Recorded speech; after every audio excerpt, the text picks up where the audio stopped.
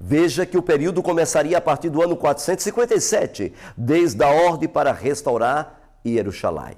Veja, desde outubro de 457 até outubro do ano 33, prezados telespectadores, depois do Mashiach, nós temos aqui uma grande cadeia profética se fechando, 490 anos. Veja, prezados telespectadores, que o Mashiach confirma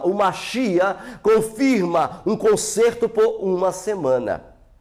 Perceba, estes 7 últimos anos é desde outubro do ano 26 até outubro do ano 33. É impressionante, é incrível. O Messias, então, seria morto, tirado no meio daquela última semana. Assim cessaria os sacrifícios dos animais, porque o Cordeiro Elohim agora era o Cordeiro de Pessá, era o Cordeiro que veio para fazer valer aquilo que ele tinha colocado lá em Vaikra, em Levíticos. Daniel 9, 26, 27 nos fala, 3 anos e meio. E exatamente em abril do ano 31, nós temos o começo do seu ministério. É incrível. Então, aqui nós temos um grande gráfico, como vocês estão vendo aí, 483 anos. Aqui, então, o gráfico é dividido em 62 semanas, mais 7 semanas, nós temos 69 semanas, ou seja, 483 anos. E a última semana, 7 anos, então nós temos a profecia do tempo da vinda do Mashiach, ou seja, nós temos a profecia do tempo do término, do período que Adonai deu à nação judaica, os Yahudim, ou seja, há 70 semanas estava em evidência diante dos olhos do mundo. Aqueles dirigentes que mataram ao Mashiach, dominados pela fúria do ódio, exatamente os romanos, foi os que mais excitaram. As pessoas fazem com que a culpa seja dos judeus, mas é mentira. Yeshua foi morto exatamente por causa da nossa transgressão. Não foi judeus que matou Yeshua, foi a nossa transgressão. E quem executou isso foram romanos, juntamente com sacerdotes que eram, naquela época, cargos colocados por Roma, e não um segmento do Eterno como ele tinha previsto em Vaikra. Foi Caifás e Anás que executou aquilo, prezados telespectadores, ódio terrível. E nós temos agora também uma fúria tremenda contra Estevão, que foi apedrejado no ano 33. Exatamente 3 anos e meio após a morte do Mashiach. E com esse acontecimento, nós temos aqui o fim do período dos 490 anos que o Eterno deu sobre os Yahudim. Yeshua, falando sobre esse tempo, em Lucas 21, 24, ele fala exatamente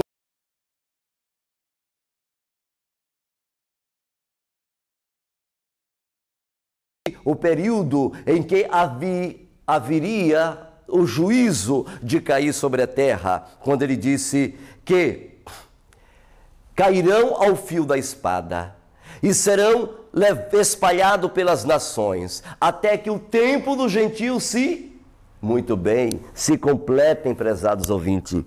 Aqui nós temos algo tremendo, juízos, os juízos que o Eterno deu para aquele povo. Nós temos em Matitiahu 24, quando Yeshua, ele mostrou os momentos dramáticos e que ele pediu para os seus discípulos fugirem da cidade, fugir de Jerusalém, saia da cidade.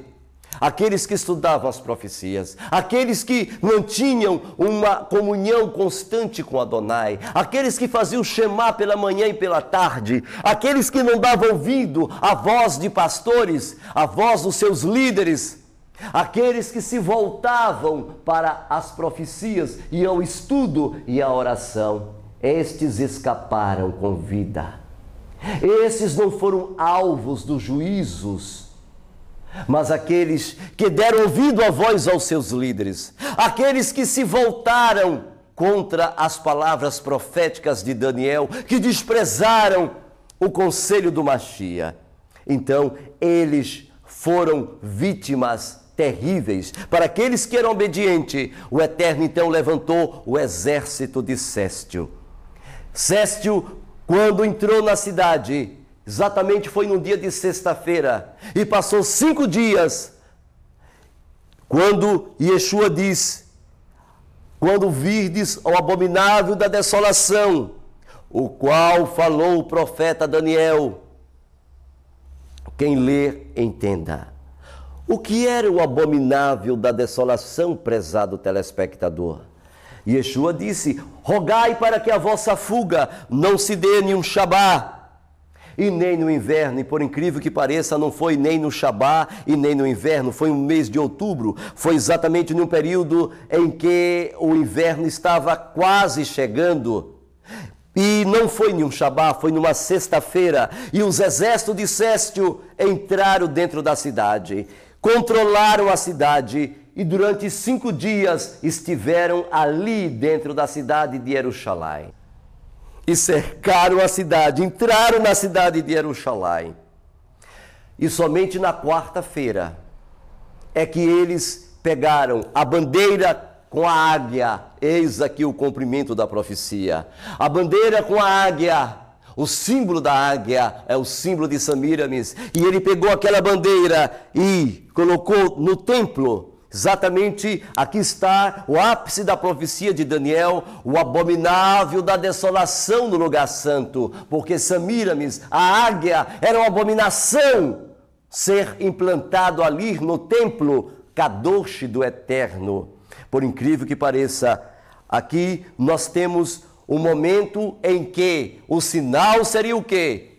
Este momento. Quando os discípulos entenderam que ali era o sinal, então eles fugiram da cidade e eles escaparam com vida. Porque depois de 3 anos e meio, exatamente 3 anos e meio, veio o juízo sobre aquela cidade, prezados telespectadores. No ano 70, Tito cercou a cidade e cercou durante 30 dias.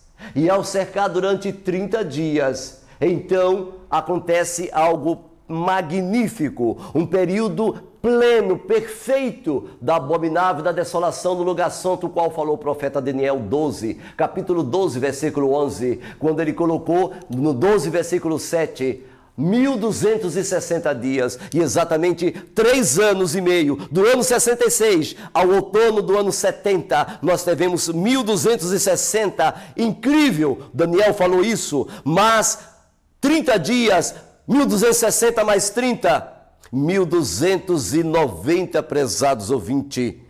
O profeta Daniel então começa a mostrar detalhes daquele momento dramático.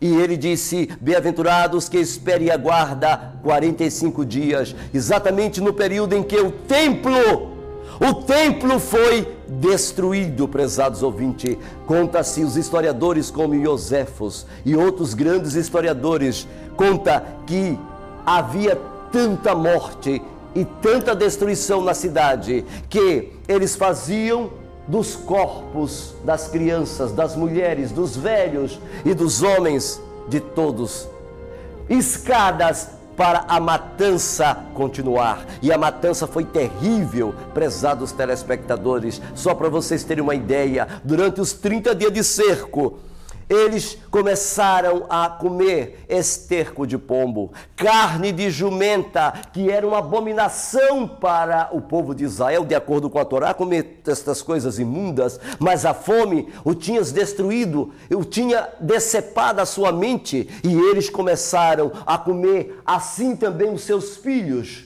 e cozinhavam as crianças em panelas, e comiam a carne do recém-nascido, e dos meninos de 10 anos eram mortos para alimentar as pessoas. Elas diziam: amanhã tu come meu filho, e hoje eu comemos o teu filho. Esta cena foi mostrada pelo profeta Yeshayahu, quando o Eterno então mostrou em palavras dizendo: poderá esquecer de uma mãe, do filho que ainda mama?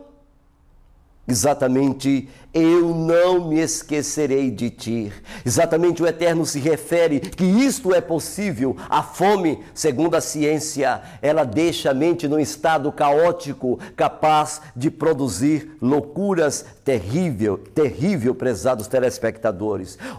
Por incrível que pareça, depois daquilo, Yeshua disse em Lucas 21, versículo 24: e eu espalharei vocês sobre as nações da terra, e vocês serão espalhados pelos 4 cantos do mundo. Vocês serão levados pelas nações. E enquanto o povo hebreu estava ainda no deserto, Moshe, seu grande líder, fez uma exposição muito clara sobre o propósito de Elohim para com eles como nação. Falou-lhes Moshe que se obedecesse a Elohim e guardasse a sua aliança, se guardasse da idolatria de Tamuz, de Maria, das festas pagãs, se eles fizessem isso, eles seriam abençoados e colocados acima de todos os povos da terra. Mas se eles desobedecessem, então o Eterno disse a Moshe: o Senhor te fará cair diante de teus inimigos. Lá está escrito isso em Devarim, Deuteronômio 28, versículo 25. E pintou aos hebreus um negro quadro dos cursos que se seguiram à sua desobediência. E estava lá. E todos nós conhecemos a trágica história, prezado telespectador, desta nação. Ela foi escrita com sangue, angústia, com dor, século após século. Moshe disse: e sereis por pasmo entre as nações, por fábula entre os povos, que o Senhor vos conduzirá. Em outro texto ele diz: e ficareis poucos homens, em lugar de haver descido como estrelas do céu, ou em multidão como era antes, porquanto não destes ouvidos à minha voz. Não deste ouvidos a minhas palavras, diz o Senhor teu Elohim. E então o Senhor vos espelhará entre todas as nações, desde uma extremidade da terra até a outra extremidade. E nem ainda entre as mesmas gente descansareis, nem a planta do vosso pé terá repouso, porquanto ali o Senhor vos dará coração tremente, e desfalecimento dos olhos, e desmaio da alma. E a vossa vida, como suspensa, estará diante de vocês, e estremecereis de noite e de dia, e não crereis na vossa própria vida. Pela manhã direis: ah, quem me dera ver a noite,